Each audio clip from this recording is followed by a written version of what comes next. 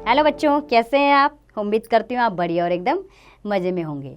बच्चों, आज हम पढ़ेंगे वाच्य यानी वॉइस।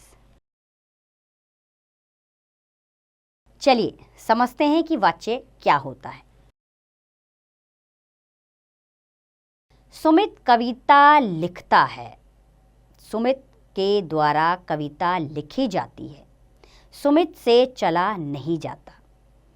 तो बच्चों, यहाँ पहले वाक्य में लिखता है क्रिया कर्ता सुमित के अनुसार है। दूसरे वाक्य में लिखी जाती है यानी क्रिया कर्म कविता के अनुसार है, तो कर्ता सुमित के अनुसार नहीं है। और तीसरे वाक्य में क्रिया की स्थिति बिल्कुल भिन्न है, यहाँ केवल भाव की प्रधानता है। तो क्रिया का यही रूपांतरण जिससे पता चले कि क्रिया कर्ता कर्म भाव में से किसके अनुसार है, वाच्य कहलाता है। आइए वाच्य की परिभाषा एक बार और जान लेते हैं। क्रिया के जिस रूप से यह पता चले कि क्रिया कर्ता के अनुसार है या कर्म के अनुसार अथवा भाव के अनुसार, उसे वाच्य कहते हैं। अब वाच्य के कितने भेद होते हैं, इन्हें भी समझते हैं। बच्चों, वाच्य के 3 भेद होते हैं, कृतवाच्य, कर्मवाच्य और भाववाच्य। एक एक करके इन्हें समझेंगे हम। पहला जानते हैं हम कृतवाच्य क्या होता है। जब वाक्य में कही गई क्रिया का प्रधान विषय कर्ता हो, अर्थात क्रिया का लिंग वचन और पुरुष कर्ता के लिंग वचन और पुरुष के अनुसार हो, तो उसे कृतवाच्य कहते हैं। जैसे अद्विक पुस्तक पढ़ता है, स्वदेश विद्यालय जाएगा, माताजी कपड़े सिलती है, पक्षी आकाश में उड़ते हैं।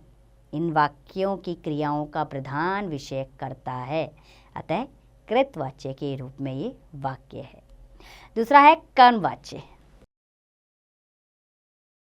जब वाच्य में क्रिया द्वारा कही गई बात का प्रधान विषय कर्म हो और कर्म के लिंग वचन व पुरुष के अनुसार ही क्रिया के लिंग वचन और पुरुष हों, तो उसे कर्मवाच्य कहते हैं।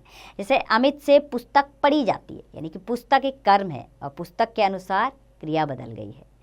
वर्तिका से पत्र लिखा जाता है, पत्र कर्म है, उसी के अनुसार क्रिया है। रमा से दूध नहीं पिया जाता, सोनू निगम द्वारा गाना गाया गया।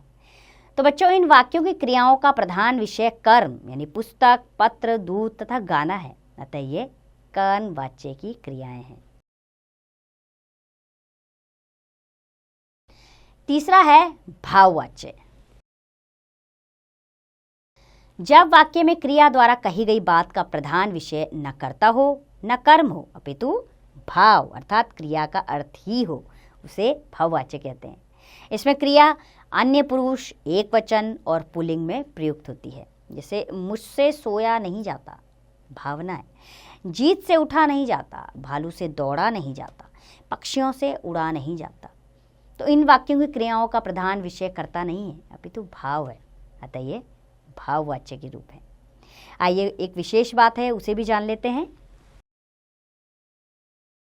भाववाच्य केवल अकर्मक धातुओं से ही बनता है। ध्यान देने वाली बात है, भाववाच्य केवल अकर्मक धातुओं से ही बनता है।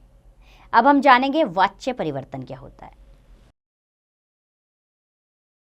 एक वाच्य से दूसरे वाच्य में बदलने को वाच्य परिवर्तन कहते हैं। वाच्य परिवर्तन निम्नलिखित प्रकार से होता है, आइए इसे भी जान लेते हैं।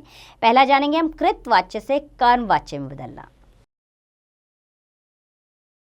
कृतवाच्य शिवानी पत्र लिखती है, शिवानी कर्ता के अनुसार क्रिया बदली।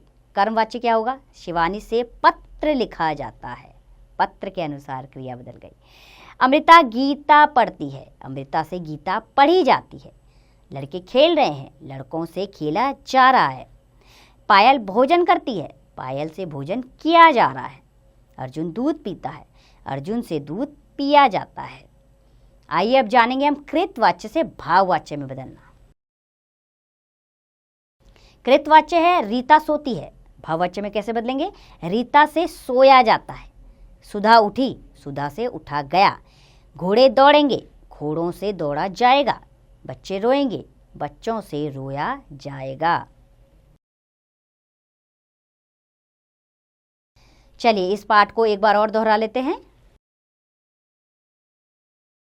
क्रिया के जिस रूप से यह पता चले कि क्रिया का मुख्य विषय कर्ता कर्म या भाव है, तो उसे वाच्य कहते हैं। वाच्य 3 प्रकार के होते हैं, कृतवाच्य, कर्मवाच्य तथा भाववाच्य। उम्मीद करती हूँ बच्चों आपको वाच्य अच्छे से समझ आया होगा। अब इसका अभ्यास कार्य आप स्वयं कीजिए।